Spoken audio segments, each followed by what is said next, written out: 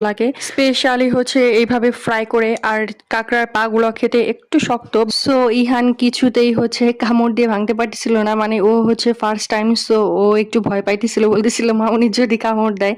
তো আমি ওকে বারবার বোঝাচ্ছিলাম যে না বাবা, এটা তো ফ্রাই করা, কিছুই করতে পারবে না। ইহান খেয়ে আমাকে রিভিউ দিচ্ছিল এটা খাইতে নাকি একদম চিংড়ি মাছের মতো লাগতেছিল ওর কাছে। আর যারা যারা আমার ভিডিওটি ফুল দেখছেন তাদেরকে অনেক অনেক থ্যাঙ্কস। কাইন্ডলি আমার পেজটি ফলো দিয়ে যাবেন, আর অবশ্যই একটা করে শেয়ার দিয়ে যাবেন। আর আমার পিছনে যে একটা আন্টিকে একটু দেখা যাচ্ছে, উনি বারবার এরকম উকি দিয়ে তাকাচ্ছিল আর কেমন বিহেভ যেন করতেছিল। আন্টিটা হচ্ছে কন্টিনিউ আমার পিছনে লেগেই ছিল, মানে ওখানে শুধু শুধু উনি দাঁড়িয়ে ছিল আর বারবার এভাবে তাকাচ্ছিল। সরি টু সে, এই ধরনের মানুষই কিন্তু হচ্ছে আপনার পাশ দিয়ে যাবে বা এভাবে দাঁড়িয়ে থাকবে বা আপনাকে ফলো করবে, দেন একটু পর দেখবেন আপনার ব্যাগ নাই, বা ব্যাগ থাকলে হচ্ছে ব্যাগের জিনিস বা মোবাইল সবকিছু গায়েব হয়ে গেছে। দ্যাটস ওয়াই হচ্ছে আমি বাসার বাইরে বের হইলে কখনো এইভাবে মোবাইল বের করি না।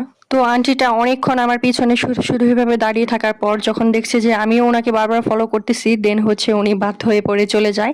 রাস্তা দিয়ে হাঁটার সময় যদি চারপাশ থেকে এইভাবে হচ্ছে বিভিন্ন ফুডের সেন্ট আসে তাহলে কি লোভ সামলানো যায়? সো আরো অনেক জিনিসই খাওয়া হয়েছিল, বাট আমি কখনোই ভিডিও করি না বা ওগুলা শো অফ করি না।